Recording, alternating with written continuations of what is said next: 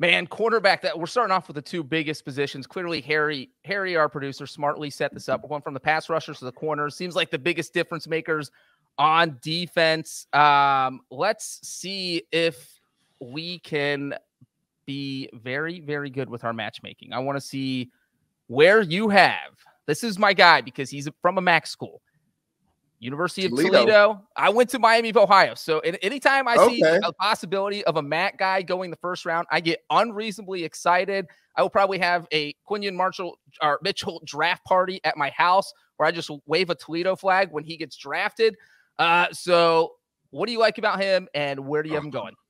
Man, I love Q's game. I got to see him and spend some time with him at the Senior Bowl this past year. And the thing I love about him, Brees, is that it seems like he's just never in a panic, right? He's never in a panic. He always matches the receiver step for step. He's always in phase perfectly. And then the ability to go up and attack the football and take it away from you. I mean, there was a play versus Braden Rice in the Senior Bowl where he hit him on the post, and he got him a little bit, but Quinyon Mitchell, you saw the catch-up speed. And then not only that, he jumped over top of Brandon Rice. For people that don't understand, Brandon Rice is like 6'2". He jumped over him and took the ball away from him in the end zone. So I just love his game. He's a sure tackler, hell of a competitor. And I think he felt some of that in the Senior Bowl where people were talking and saying he just played in the MAC. He didn't play as good competition. And boy, did he go out there and strap everybody up at the Senior Bowl and literally is in the argument for CB1 in this draft class. Yeah, and it's crazy. And maybe this is why people are sleeping on him. I guess no one's sleeping on him really anymore because he is kind of projected to be one of the top two corners in the draft. But Toledo has not had a first-round pick since 1993. So he could be the first first-round pick out of Toledo in 31 years. I had Mitchell going to the Raiders. I just think the only possible way that happens is if they cannot get the quarterback they want. Obviously, they're going to be staring at a quarterback. They probably want to take a quarterback, but you got to trade up to get the quarterback you want. You got to hope, if you stay put, you have to hope that quarterback falls in your lap. If they do not get the quarterback they want, I could absolutely see them taking a corner. And so maybe he ends up in fabulous Las Vegas, Nevada. All right, let's go to. Well, you didn't hear my pick where I got him going, Brees. Go. It's all good. I got him going to the Jacksonville Jaguars, right? They lost Darius Williams. They released him. He went back to LA. Now he did sign Ronald Darby, right? But I think they could still use one more corner. I think Quinyon Mitchell will fit really nicely in Ryan Nielsen's defense, the new defensive coordinator in Jacksonville. I think it makes a lot of sense for him to go to Jacksonville at 17. Yeah, it really feels like Jacksonville will take a defensive player there. It seems like that's probably where their biggest holes are right now, and the quarterback definitely makes sense. All right, let's look at it feels like Quinyon Mitchell and Terrion Arnold are probably the top two corners in the draft. So let's go to Terrion Arnold, the Alabama corner. Man, Alabama, it seems like every year they have so many players taken in the first round. It's insane. So what do you think of him, and where do you have him going? Yeah, Terrion Arnold, and it was funny going into the season. Kool-Aid McKinstry, who I know we'll talk about later, was probably sought out as being the number one corner coming into this year. And all Terrion Arnold did was continue to put good film out, play after play. Tenacity from the slot position or outside. That's the thing about him. Gives you that position flexibility where he can start at slot corner or he can start on the outside as well. He's comfortable in man, bump and run, but he's also comfortable in off man and has a really good feel in zone coverage. And the thing that I like about him, Brees, is he's not afraid to tackle. He'll come up and hit you. So I have him going to the Colts at 15. I had him going a little bit higher than Quinyon just because of the position flexibility and the ability to play on the inside or outside. But you're not wrong if you go with either one of these two guys. They're both going to be studs at the next level. Yeah, it feels like the Colts are – I would be surprised if the Colts don't take a corner. They seem like the one team in the first round that will absolutely be taking corner, and their best case scenario would be having Mitchell and Arnold both falling down to 15, and then you just get to take the pick of what you want. All right, you just mentioned him, Mr. Kool-Aid, Kool-Aid guy. It's crazy. Alabama had two shutdown corners. Yeah. Man, that roster just was insane last season. All right, what do you think of Kool-Aid? Yeah, so Kool-Aid, to me, his 22 tape was better than 23. He gives you the return man ability as well. He's a really good punt returner. He's more of a bump and run corner, right? He's comfortable in man coverage. Now, he does have high football IQ. He understands route concepts really well.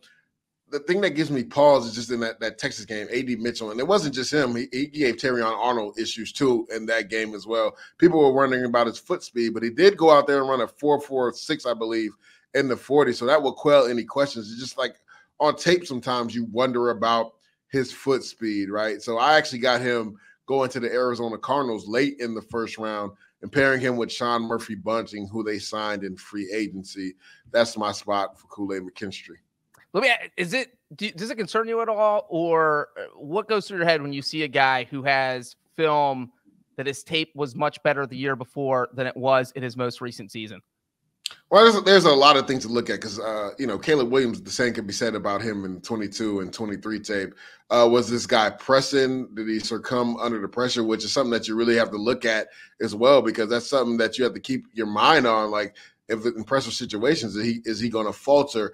I just think there's a lot of attributes to look at. Also, was this guy looking at the news clippings from the year before? Because that's a real thing with young guys in regards to looking at the news clippings and thinking they're better than what they truly are, and then not actually focusing and honing in on the fundamentals and their, of the game and their actual position. So that could be a real thing as well. So I just think there was you got to couple all that into that when it comes to KoolAid McKinstry, but I think he still put up pretty good tape. It just wasn't as good as 22. All right, so Deuce has KoolAid going to the Cardinals. I'm going to the Eagles, another bird team. I just think that Philly's probably still looking to improve their secondary. We know they have Darius Slay and James Bradbury, but two guys who are not coming off fantastic seasons. All right, let's go to Nate Wiggins, who might not make it into the first round, but you know what? We're going to project where he's going anyway, and maybe he will be a first rounder. What do you think, Deuce?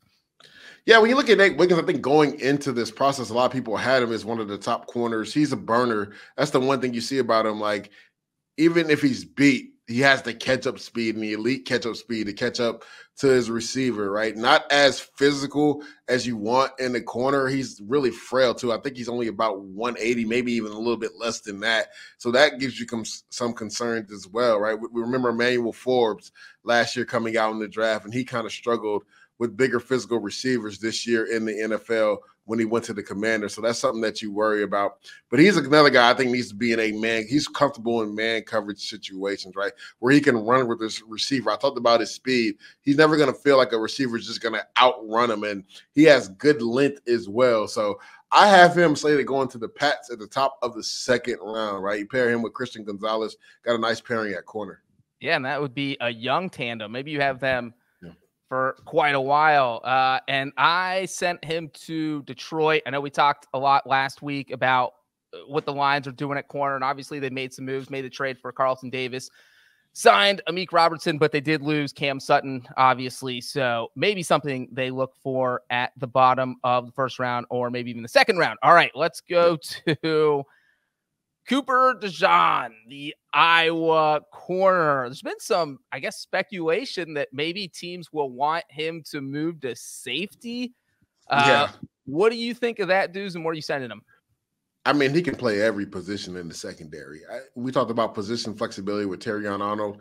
Cooper DeJean can literally play the slot corner. He can play outside corner, and he can play at the safety position. And he is one of the best return men in all of college football. So when you look at his skill set, he's comfortable in man, bump and run. He's comfortable in zone coverage. I think his position flexibility helps him in doing his job. The team I have him going to is the Philadelphia Eagles, just because they can line him up all over the place. And one area besides corner where they struggled out last year was more specifically in the slot. And I think Cooper DeJean can help from day one. And he can also help you be the third safety if you need him to be in certain packages as well.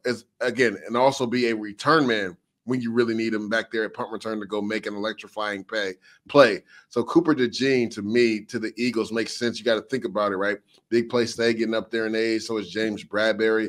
So Cooper DeJean comes in this year, plays a slot corner, and then transitions to outside to be your number one quarter after this year or even the following year.